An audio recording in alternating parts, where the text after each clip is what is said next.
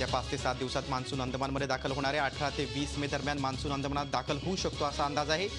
खासगी हवामान संस्था स्कायमेटनं हा अंदाज व्यक्त केलाय. तर मुंबईत 12 जूनपर्यंत पाऊसधारा बरसणार आहेत आणि केरळमध्ये 28 ते 30 मे दरम्यान मान्सून येईल.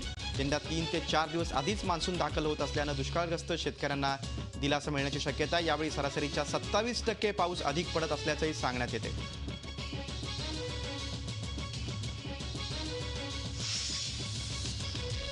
मिरजेहून लातूरला जलराणीतून पाणी पोहोचवण्यासाठीचं ऑपरेशनल कॉस्ट बिल रेल्वे मंत्रालयाकडून मागे घेण्यात आलंय. रेल्वे मंत्री सुरेश प्रभू यांनी ही माहिती दिली. तब्बल 4 कोटींचं बिल राज्य सरकारला पाठवण्यात आलं होतं. पाणी पोहोचवण्याची जी किंमत होईल ती अर्धी वाटून घेण्याचा निर्णय पूर्वी झाला होता. त्यानुसार 4 कोटींच्या बिलापैकी 2 कोटी 16 लाख रुपये राज्य सरकारला चुकते करावे लागणार होते. 12 एप्रिलपासून पाणी पोहोचवायला सुरुवात झाली. त्यानंतर आतापर्यंत 6 कोटी लिटर पाणी लातूरला पोहोचलंय.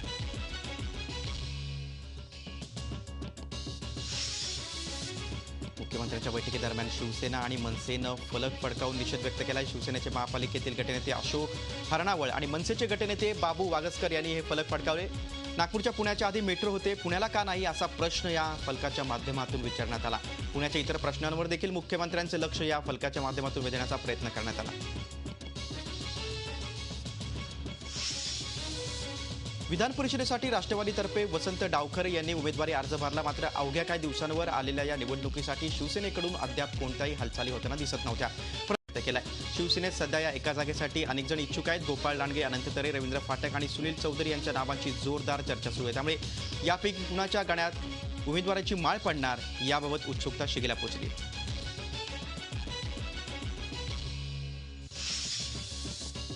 सांगली शहर आणि परिसरात वादळी वाऱ्यासह जोरदार पाऊस झाला आहे. काही गावांमध्ये अनेक घरांची पत्रे उडाली, तसंच पत्र अंगावर पडल्यामुळे जनावरं देखील जखमी झाली आहेत. काही ठिकाणी झाडं उन्मळून पडल्याची घटना घडल्यात. अनेक दिवस 40 डिग्री तापमान सोसत असलेल्या सांगलीकरांना या पावसामुळे जो गारवा निर्माण झाला आहे त्यामुळे दिलासा मिळाला. ग्रामीण भागात मात्र अचानकपणे झालेल्या पावसानं शेतकऱ्यांचं नुकसान झालं. यवतमाळ जिल्ह्यात गेल्या 10 दिवसांपासून दररोज अवकाळी पाऊस वादळी वाऱ्यासह बरसतोय. ग्रामीण भागातलं त्यामुळे जनजीवन विस्कळीत झालंय. दिवसभर कडक ऊन आणि संध्याकाळी अचानक वातावरणात बदल होऊन सोसाट्याचा वारा आणि गारांसह पाऊस बरसतोय. वादळी पावसामुळे घरांची पडझड, पत्रे उडणे, गुरांच्या गोठ्यांचं नुकसान होतंय. यवतमाळच्या घाटंजी, वणी, बाबुळगाव, नेर, महागाव, पुसद, उमरखेड तालुक्यात अनेक घरांची पडझड झाली आहे. पावसामुळे घरातील अन्नधान्याची देखील नासाडी होते. जिल्ह्यात ऊन पावसाच्या खेळासोबत वादळी वाऱ्यानं थैमान असल्यानं ग्रामीण भागातील जनता आता हवालदिल झाली. दुष्काळाचे चटके सोसणाऱ्या नाशिक जिल्ह्यातील शेतकऱ्याला गेल्या आठवड्यापासून अवकाळी आणि गारपिटीचा मार झेलावा लागतोय. आधीच शेतात उत्पादन नाही आणि आता अवकाळी पावसानं आहे ते उत्पन्न हिरावून नेल्यामुळे बळीराजा हवालदिल झालाय.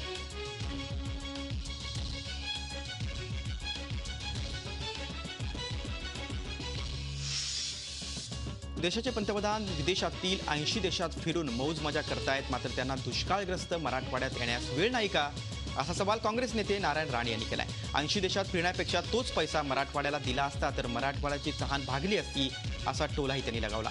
नारायण राणे सध्या दुष्काळग्रस्त लातूर जिल्ह्याच्या दौऱ्यावर आहेत. मराठवाड्यात पडलेल्या दुष्काळाचा केंद्र आणि राज्य सरकारला विसर पडल्यामुळे दुष्काळ जाहीर करण्यास उशीर झाल्याची टीका नारायण राणे यांनी केली. ते लातूरमध्ये बोलत होते. खरीप हंगामापूर्वी शेतकऱ्यांना एकरी 25,000 रुपयांची मदत जाहीर करण्याची मागणी त्यांनी केली. तसंच मुख्यमंत्र्यांनी आठवड्यातून एकदा दुष्काळग्रस्त जिल्ह्यात बैठक घेण्याचा सल्लाही दिला. जी24 तासच्या दुष्काळावर मात कुटुंबांना साथ या अभियानाला सर्व स्तरातून भरघोस प्रतिसाद मिळतोय. चिंचवडमध्ये योगदान प्रतिष्ठानच्या वतीनं भागवत कथा वाचनाचा कार्यक्रम आयोजित करण्यात आला होता. त्यात योगदान प्रतिष्ठाननं 25 शेतकऱ्यांना प्रत्येकी 1,000 रुपयांची मदत जी24 तासकडे सुपूर्द केली.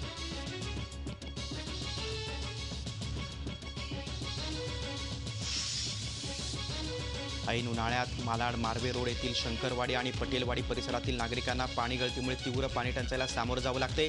नागरिकांची पाण्यासाठी वणवण सुरू असताना या परिसरात पाणी पुरवठा करणाऱ्या जलवाहिनीतून हजारो लिटर पाणी वाया जाते. त्यामुळे नागरिक त्रस्त झाले.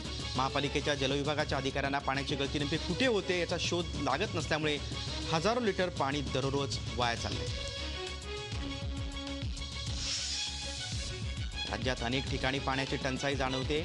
ठाणे जिल्ह्यातील अनेक भागात 40% जास्त पाणी कपात आहे. मात्र या पाणी टंचाईत देखील अंबरनाथ शहरातील रस्त्यांवर चक्क टँकरनं पाणी मारलं जाते. घराचं बुकिंग करण्यासाठी येणाऱ्या ग्राहकांना रस्त्यावरच्या धुळीचा त्रास होऊ नये यासाठी एक बिल्डर चक्क रस्त्यावर दररोज टँकरनं हजारो लिटर पाणी मारत असल्याचं समोर आले। गेल्या अनेक दिवसांपासून हा प्रकार इथे सुरू असून आतापर्यंत लाखो लिटर पाणी वाया गेले। गेल्या आठवड्याभर वातावरणातल्या बदलामुळे कमी झालेला उष्मा मेच्या दुसऱ्या आठवड्यात पुन्हा चांगलाच वाढलाय। जळगावसह जिल्ह्यातील सर्वच तालुक्यात पारा 44 अंशांच्या वरती पोहोचलाय। अंगाची लाई करून सोडणाऱ्या कडक उन्हामुळे नागरिकांना दुपारी बाहेर पडणं कठीण झालंय। उन्हाचा चटका बसत असल्यानं नागरिकांना बाहेर पडताना पांढरे रुमाल टोप्यांचा आश्रय घ्यावा लागतोय।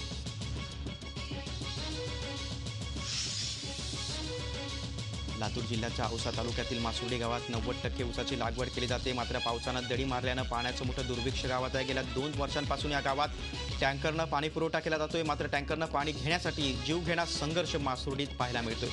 त्याचप्रमाणे परिसरातील सर्व विहिरी आणि बोर्सनी तळ गाठलाय। याला भीषण दुष्काळात ऊसाला लागणारं बेसुमार पाणी कारणीभूत असल्याचं मानलं जातंय। ग्रामपंचायतीनं ऊसाची शेती न करण्याचा निर्धार केलाय। त्याला 80%हून अधिक ग्रामस्थांनी शेतकऱ्यांनी पाठिंबा दर्शवलाय। जे शेतकरी हा निर्णय मान्य करणार नाहीत त्यांना ग्रामपंचायतीच्या सुविधांना मुकावं लागेल असंही ठरावात नमूद करण्यात आले। असा निर्णय घेणारं हे पहिलंच गाव ठरले। 2 शहरांमध्ये मैत्रीचे संबंध प्रस्थापित करण्यासाठी महत्त्वाचा असलेला सिस्टर सिटी करार चीनमधील युंगयांग आणि नाशिकमध्ये होण्याची शक्यता आहे। शहराच्या आर्थिक सामाजिक विकासाबरोबरच 2 राष्ट्रांमधील सांस्कृतिक देवाणघेवाण वाढीसाठी हा करार महत्त्वाचा आहे। यासाठी नाशिक औद्योगिक संघटना म्हणजेच निमाकडून प्रयत्न केला जातोय। चीनच्या अधिकाऱ्यांचं शिष्टमंडळ पुढील आठवड्यात येत असून महापालिका महासभेतही लवकरच प्रस्ताव सादर केला जाईल। या करारामुळे नाशिक आणि युंगयांग या 2 शहरांमधील राजनैतिक, शैक्षणिक, आर्थिक आणि सामाजिक विकासाबरोबरच सांस्कृतिक संबंधही दृढ होण्यास मदत होईल। यवतमाळ जिल्हा निवड समितीनं कंत्राटी ग्रामसेवकांच्या 104 पदांसाठी डिसेंबर 2015 मध्ये लेखी परीक्षा घेतली होती। त्यानंतर जानेवारी महिन्यात अंतिम निवड यादी प्रसिद्ध करण्यात आली। यात 84 जणांना कंत्राटी ग्रामसेवक म्हणून निवडण्यात आलं। मात्र अद्यापपर्यंत त्यांना नियुक्तीपत्र देण्यात आलं नाही। याबाबत सातत्यानं पाठपुरावा करून प्रशासन टाळाटाळ करीत असल्यानं कंत्राटी ग्रामसेवकांनी जिल्हा परिषदेसमोर उपोषण सुरू केलंय। अमरावती महानगरपालिका आयुक्त चंद्रकांत गुडेवार यांची बदली झाल्याचं कळताच अमरावतीकरांनी या बदलीला जोरदार विरोध दर्शवलाय। गुडेवार यांची बदली होऊ नये यासाठी अमरावतीकरांसह सर्वपक्षीय नगरसेवक, सामाजिक संघटनांनी स्वाक्षरी मोहीम राबवली। स्थायी समितीच्या बैठकीत बदली रद्द करण्याचा ठराव करून तो राज्य सरकारला पाठवणार असल्याचं स्थायी समिती सभापती अविनाश मार्डीकर यांनी सांगितले। गुडेवार यांनी अमरावती महापालिका आयुक्तपदाचा पदभार स्वीकारून 1 वर्ष पूर्ण झालं। या कालावधीत त्यांनी शहरात आणि महापालिकेच्या कामकाजात आमूलाग्र बदल घडवून त्यात पारदर्शकता आणली आहे। त्यामुळे अशा कर्तव्यदक्ष अधिकाऱ्याच्या बदलीच्या आदेशानं अमरावतीकरांनी नाराजी व्यक्त केली। डान्स बारच्या मुद्द्यावर सध्या नवीन पेच निर्माण झालाय। सध्या राज्यात 2 कायदे अस्तित्वात आल्याचं समोर आलंय। राज्य सरकारनं डान्स बारसाठी नवीन कायदा आणलाय। जुन्या याचिकेची सुनावणी घेताना कोर्टानं डान्स बारला परवाने देण्याचे आदेश दिलेत, पण नवीनच कायदा असेल तर मग या आदेशाला अर्थ उरत नसल्यामुळे डान्स बारला परवानगी देता येणार नसल्याचं आर पाटील फाउंडेशननं सुप्रीम कोर्टात सांगितलंय। हीच बाजू राज्य सरकारनं ठामपणे कोर्टात का मांडली नाही असा सवाल याचिकाकर्ते आणि आर पाटील फाउंडेशनचे अध्यक्ष विनोद पाटील यांनी केलाय। राज्यात सत्तेत असलेली शिवसेना जळगावात शासनाच्या विरोधात रस्त्यावर आली। सरकारच्या विरोधात आज सत्तेतील पक्षाच्या राज्यातील हा पहिलाच मोर्चा निघाल्यानं चर्चेचा विषय ठरलाय। शिवसेना उपनेते आणि जळगाव ग्रामीणचे आमदार गुलाबराव पाटील यांच्या नेतृत्वाखाली जिल्हाधिकारी कार्यालयावर शेतकऱ्यांचा शिंगाडा मोर्चा काढण्यात आला। जिल्हा बँक महसूल मंत्री एकनाथ खडसे यांच्या ताब्यात असून खडसेंना लक्ष करत शासनाच्या आदेशानुसार जिल्हा सहकारी बँकेनं शेतकऱ्यांच्या कर्जाचं सरसकट पुनर्गठन करावं। बँकेकडे 40% शेतकऱ्यांची पीक विम्याची रक्कम बाकी आहे ती तातडीनं देण्यात यावी। शेतकऱ्यांचं वीज कनेक्शन न तोडता वीज बिल माफ करावं यासाठी अन्य मागण्या देखील यावेळी मोर्चात आंदोलकांनी केल्या। भाऊसाहेब चव्हाण आणि त्याची पत्नी आरती चव्हाण यांच्या पोलीस कोठडीत न्यायालयानं वाढ केली आहे। दोघांच्या 7 दिवसांच्या पोलीस कोठडीची मुदत शुक्रवारी संपल्यानं त्यांना न्यायालयात हजर करण्यात आलं। या दाम्पत्याला न्यायालयानं 19 मे पर्यंत पोलीस कोठडी सुनावली।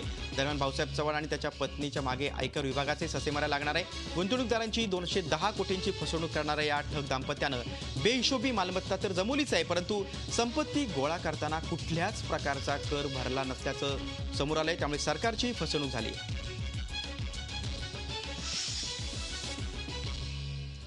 मनी लॉन्ड्रिंग प्रकरणी अटकेत असलेल्या छगन भुजबळांचा जेलमधला मुक्काम वाढलाय। भुजबळांचा जामीन अर्ज विशेष ईडी न्यायालयानं फेटाळलाय। पुराव्यांमध्ये छेडछाड केली जाण्याची शक्यतेनं न्यायालयानं हा जामीन फेटाळलाय।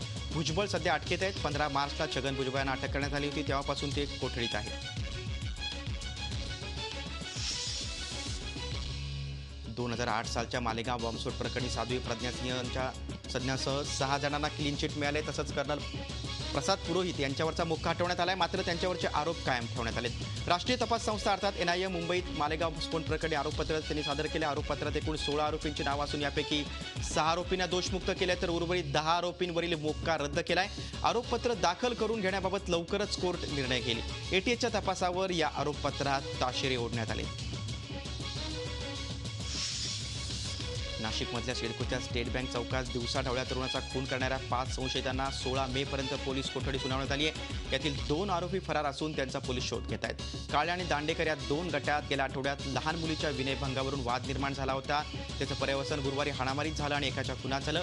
लाठाकाठ्या चॉपर तलवारीचा वापर करून एकमेकांवर वार करण्यात आले. यात अशोक दांडेकर याचा जागीच मृत्यू झालाय तर तात्या दांडेकर याची प्रकृती गंभीर आहे. या प्रकरणी अंबड पोलिसांनी 2 महिलांसह 5 जणांना अटक करून न्यायालयात हजर केलं.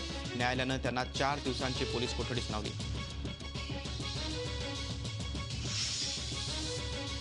आर्थिक गुन्ह्यासंबंधी नागपूर पोलिसांनी आजवरची सर्वात मोठी कारवाई केली. नागपूर पोलिसांनी शहरातल्या नामवंत व्यापाऱ्यांवर धाडी टाकत डब्बा ट्रेडिंगच्या नावाखाली मोठ्या प्रमाणात अवैधपणे रोखे खरेदी विक्रीचे मोठे रॅकेट पोलिसांनी उद्ध्वस्त केले. तब्बल 2,500 कोटींचा हा व्यवहार असण्याची शक्यता आहे.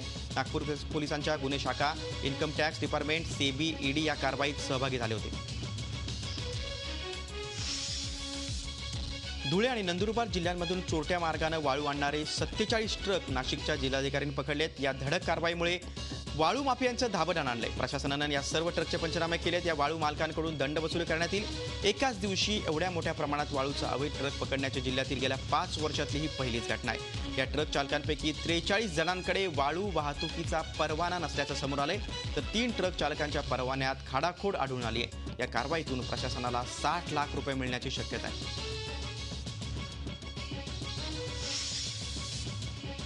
नाशिक शहरातील सिडको परिसरात मायको सर्कल ते पाथर्डी हा रस्ता व्यावसायिक अतिक्रमणानं व्यापला गेला. त्यामुळे वाहतुकीला अडथळे येत असून अपघातांचं प्रमाण वाढलंय.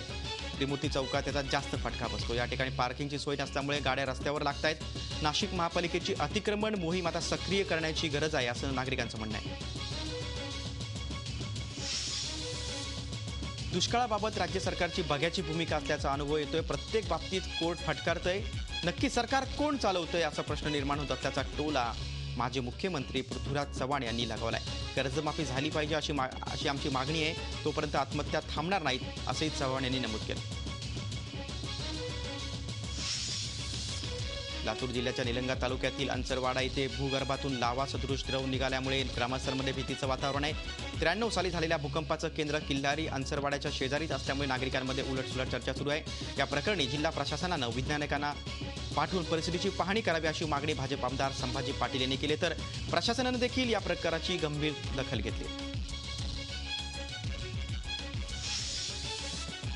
जगभरात एकीकडे वाघांची संख्या वाढवण्यासाठी खास मोहिमा सुरू झाल्या तर दुसरीकडे चंद्रपूर जिल्ह्यात चक्क वाघांची संख्या प्रमाणाबाहेर वाढली. त्यामुळे त्यांना जिल्ह्याबाहेर हलवण्याची वेळ आली. चंद्रपूर वन विभागाने त्याचा प्रस्ताव राष्ट्रीय वाघ संवर्धन प्राधिकरणाला दिलाय. चंद्रपुरात सध्या 50च्या आसपास लहान मोठे वाघ आहेत. त्यापैकी 4 ते 5 नर वाघ आहेत तर 2 ते 3 मादे आहेत. नांदेड आणि यवतमाळ जिल्ह्यात पसरलेल्या पैनगंगा अभयारण्यात आणि सह्याद्री व्याघ्र प्रकल्पात हे वाघ पाठवण्यात येतील. वाघांची संख्या वाढल्यानं त्यांना स्थलांतर करावं लागल्याची ही देशातील पहिलीच घटना ठरेल.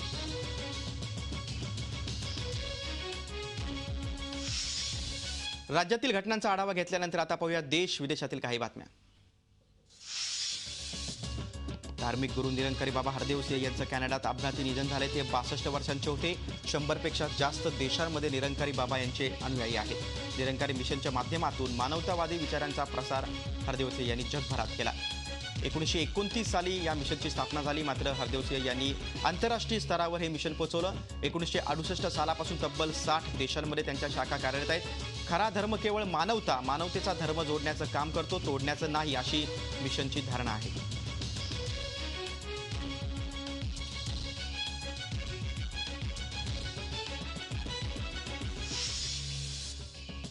राज्यसभेतून निवृत्त होणाऱ्या सदस्यांसाठी पंतप्रधान नरेंद्र मोदींनी आपल्या भावना व्यक्त केल्या. त्या सर्व सदस्यांमुळे दोन्ही सरकारांना फायदा झाल्याच्या वेळी मोदी म्हणाले. शिवाय महत्त्वाच्या विधेयकं पास करून घेताना या सर्व सदस्यांची मोलाची साथ लाभली. या सर्वांकडून आपल्याला खूप काही शिकायला मिळाल्याची भावनाही पंतप्रधानांनी व्यक्त केली. मानहानीबाबत कायद्याची घटनात्मक वैधता सुप्रीम कोर्टानं उचलून धरली. मानहानीच्या खटल्यांमध्ये समन्स बजावताना अतिशय काळजी घेण्याच्या सूचना देशभरातल्या न्यायालयांना करण्यात आल्यात. मात्र सध्या सुरू असलेले खटले सुरूच राहतील असं न्यायालयानं स्पष्ट केलंय. राहुल गांधी, अरविंद केजरीवाल आणि सुब्रमण्यम स्वामी हे आपल्यावर बजावण्यात आलेल्या समन्स विरोधात हायकोर्टात जाऊ शकतात असंही सुप्रीम कोर्टानं स्पष्ट केलंय. त्यासाठी 8 आठवड्यांची मुदत देत तिघांविरोधात खटला चालवण्यास स्थगिती दिली.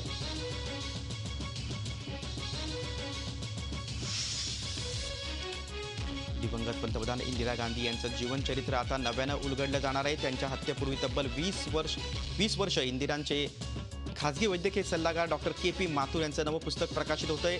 अनसीन इंदिरा गांधी या पुस्तकात भारताच्या आयर्न लेडीचे अनेक नवे पैलू वाचायला मिळतील. US मिलिटरी डिफेन्स रिसर्च सेंटरनं तंत्रज्ञानयुक्त असं नवं विमान बनवलं. या विमानाचं वैशिष्ट्य म्हणजे जागेवरूनच ते उड्डाण घेऊ शकतं. पेंटागॉन कोर्ट यार्डमध्ये हे विमान प्रदर्शनात ठेवण्यात आले.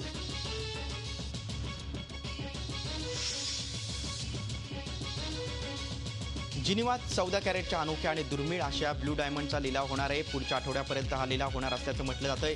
या हिऱ्याची किंमत साधारणतः 38 ते 45 US दशलक्ष डॉलर एवढी असेल. बांगलादेश म्हणजे मुतीउर रहमान निजामी याला फाशी दिल्यामुळे पाकिस्तान आणि बांगलादेशमध्ये मतभेद सुरू झाले. पाकिस्तानने या प्रकरणी बांगलादेशच्या टॉप डिप्लोमॅटला बोलावून आपला विरोध दर्शवला. सिरियाच्या एलेप्पो शहरात सेना आणि अतिरेक्यांमध्ये लढाई सुरू झाली आहे. बऱ्याच भागात हवाई हल्ले करण्यात आलेत. आतापर्यंत 5 अतिरेक्यांना कंठस्नान घालण्यात आल्याची माहिती मिळते. ब्राझीलचे राष्ट्रपती डिल्मा रॉसेफ यांना महाभियोगाच्या सुनावणीसाठी निलंबित करण्यात आलं. या निलंबन प्रस्तावात 55 मतं पक्षातून तर विरोधी पक्षातून 22 मतं मिळाली. डिल्मा रॉसेफ या ब्राझीलच्या पहिल्या महिला राष्ट्रपती होत्या. दरम्यान आता हंगामी राष्ट्रपती म्हणून उपराष्ट्रपती असलेले मायकल टेमर यांनी पद सांभाळले.